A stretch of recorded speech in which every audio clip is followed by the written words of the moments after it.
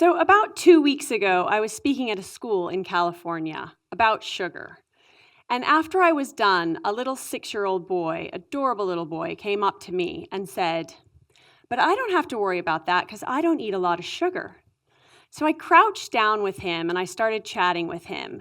And I said, "What do you normally eat for breakfast?" And he said, "Well, my favorite thing is white bread with jam."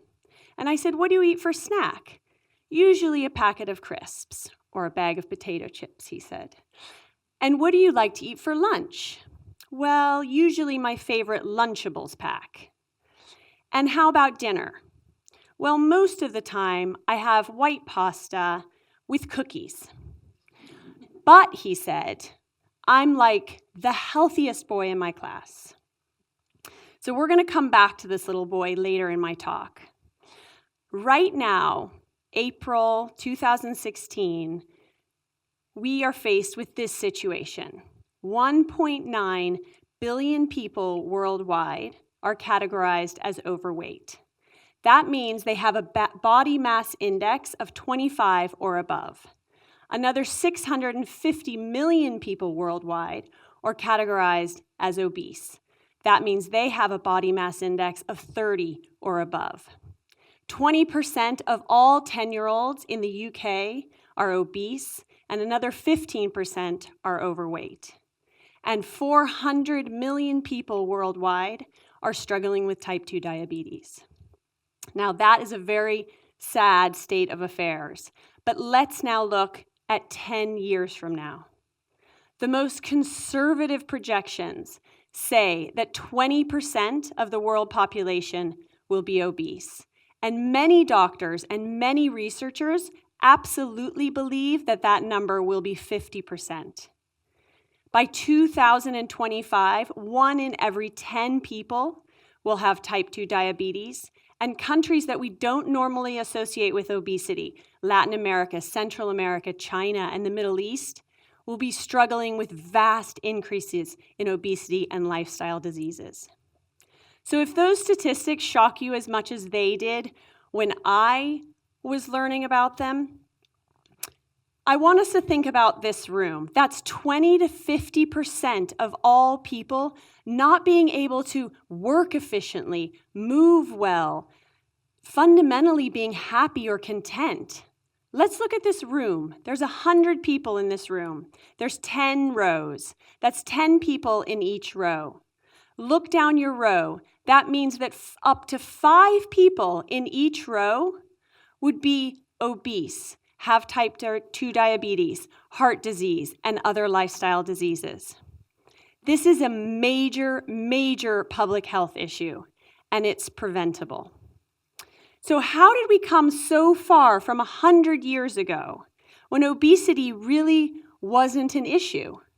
Well, first of all, our lifestyles are drastically different. But today, I want to talk about our food culture and our eating habits, which would be unrecognizable to our great-grandparents.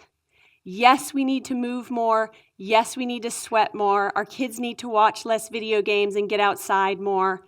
But that is not why I just read off the statistics that I did. It is mostly and a lot about the food that we eat. So let's think about a meal table 100 years ago. There would be meat from a local butcher or a local ranch. There would be fruit and vegetables that was seasonal and local, often bought by someone that you knew. There wasn't processed snacks. There wasn't really snacks at all. Food was cooked in the home and it was eaten with the family. None of it was processed. None of it was manufactured, and all of it was real food. Food came from the sun's energy that's grown in the soil. Now let's look at a meal today, much like that little 6-year-old's meal. It often starts with a bowl of cereal that comes from a box that has high fructose corn syrup loaded into it. A snack is ripped out of a packet. Lunch is a drive-through fast food restaurant. Afternoon snack is a candy bar and a Coke. And dinner is something maybe that you can put in the microwave for 4 minutes, and it's done. And of course, dessert. So the biggest element that we need to look at is how all of that is processed. All of that is manufactured food, and none of it is real. It is unreal food. And the most detrimental element of that unreal food that I want to talk about today is sugar. Sugar, sugar, sugar. It's everywhere. If you step out of the produce section in any grocery store and look down any other aisle, it is flooded with products that are filled with sugar. I'm going to tell you about a happy married couple called Processed Food and Sugar. They're connected at the hip, they never fight, and they're madly in love. Those two together are what is causing these epidemics and this crisis. And it's not just sugary things that you might expect. It's not just candy and sweets and sodas. It's savory things, it's unexpected items, it's dressings, it's bread products, it's dairy products. It's everything. So I want to talk about how much sugar the average person here in Britain eats on a weekly basis. It's 20 teaspoons of sugar. Now, the World Health Organization and doctors and researchers and scientists, people who know what they're talking about, say that our bodies cannot handle more than 7 teaspoons or 30 grams of sugar per day. 6, some people even say 6, and children should have 5 teaspoons. The average Briton eats 20 teaspoons of sugar per day. Per day. And we need to be eating no more than 7 teaspoons per day. So I'm talking about grams and I'm talking about teaspoons. And it's a little bit confusing because until the labeling regulations change, all the food that you see in grocery stores, all the food that you see in fast food restaurants or quick service chains is in grams. And that's hard for us to visualize.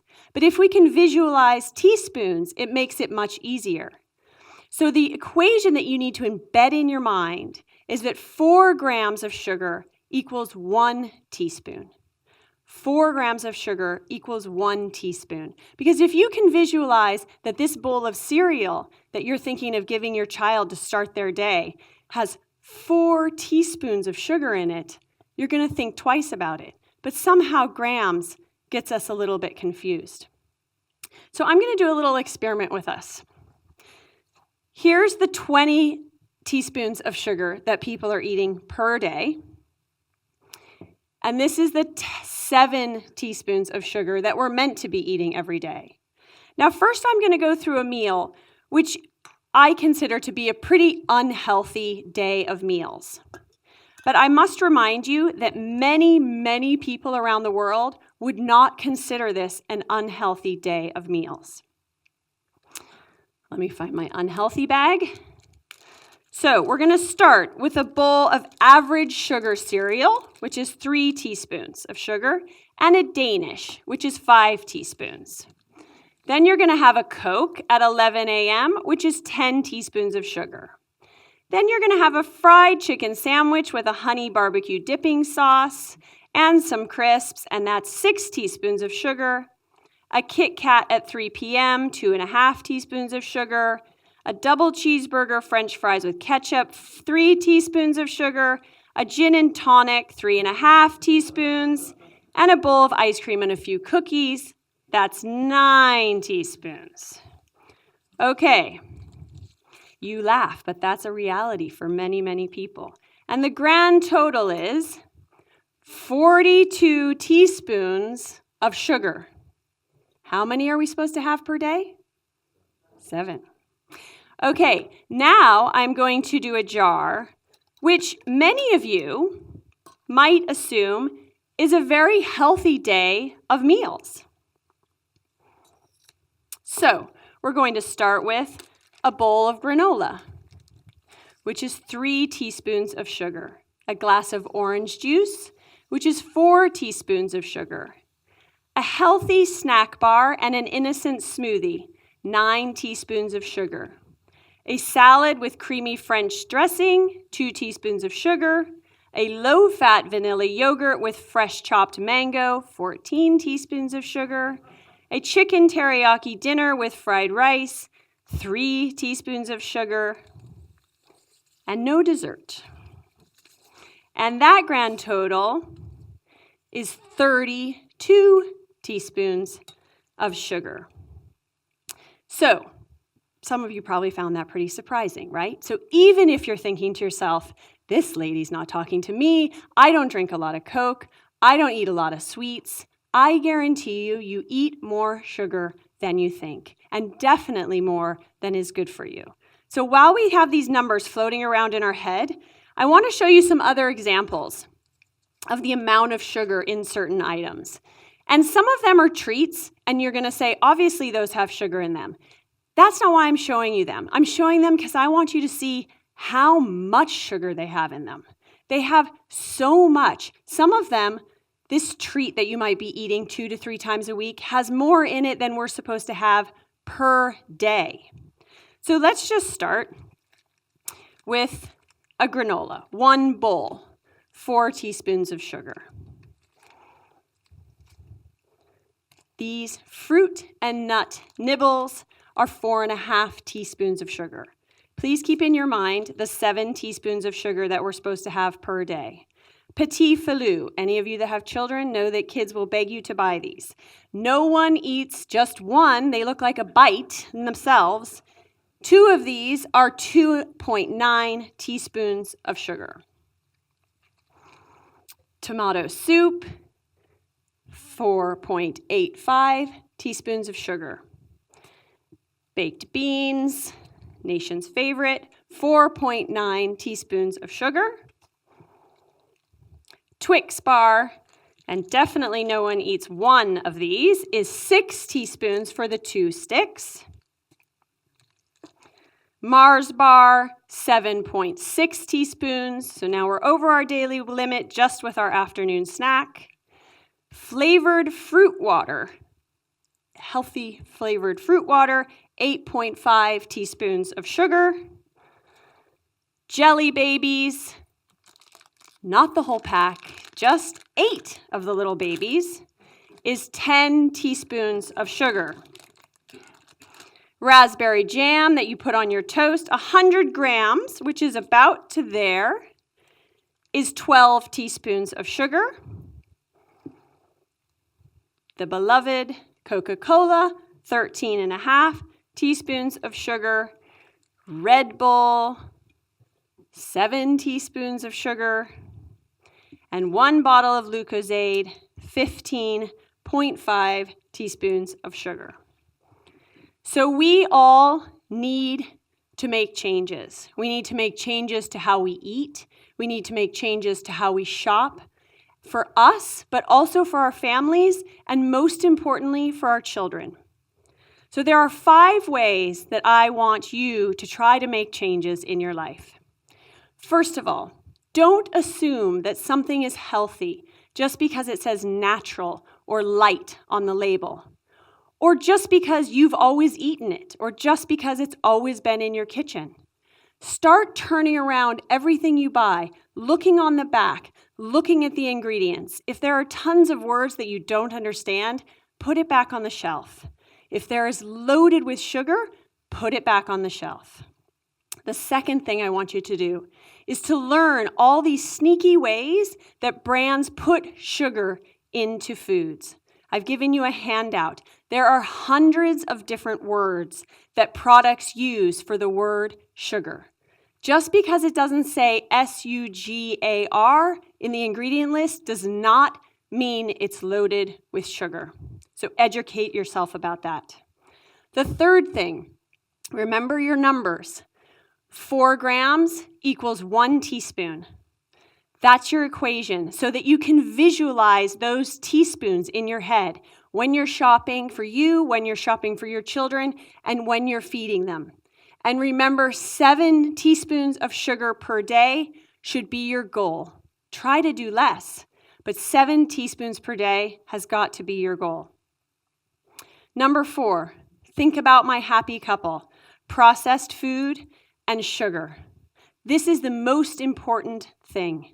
We need to stop eating so much processed food and sugar.